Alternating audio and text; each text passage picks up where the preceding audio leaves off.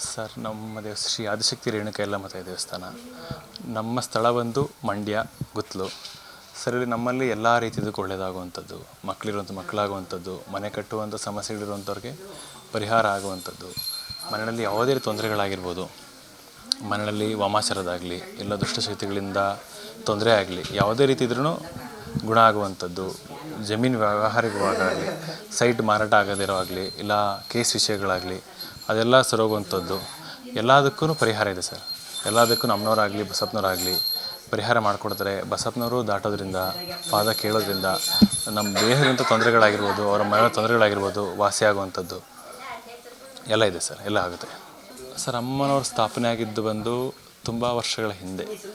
ಅದೇನೆಂದರೆ ಹಿರಿಯರು ಹೇಳೋ ಪ್ರಕಾರ ಅಮ್ಮನವರು ಮುಂದೆ ಬೇರೆ ಗ್ರಾಮದಲ್ಲಿದ್ದಾಗ ಅಲ್ಲಿಂದ ಇಲ್ಲಿಗೆ ದೀಪಾವಳಿ ಅಮಾವಾಸ್ಯೆಯಲ್ಲಿ ತುಂಬ ಜಡಿ ಮಳೆ ಒಳಗಡೆ ಒಂದು ಮಣ್ಣಿನ ದೀಪದ ರೂಪದಲ್ಲಿ ಬಂದರು ಅಂತ ಉಲ್ಲೇಖ ಸರ್. ಅಲ್ಲಿಂದ ಇಲ್ಲಿಗೆ ಬಂದಾಗಿಂದ ಇಲ್ಲಿ ನೆಲೆಗೊಂಡು ಅಮ್ಮನವರು ಎಲ್ಲ ಕಷ್ಟಗಳನ್ನು ಪರಿಹಾರ ಮಾಡ್ತಾ ಭಕ್ತರನ್ನು ಸಂಪಾದನೆ ಮಾಡಿಕೊಂಡ್ರು.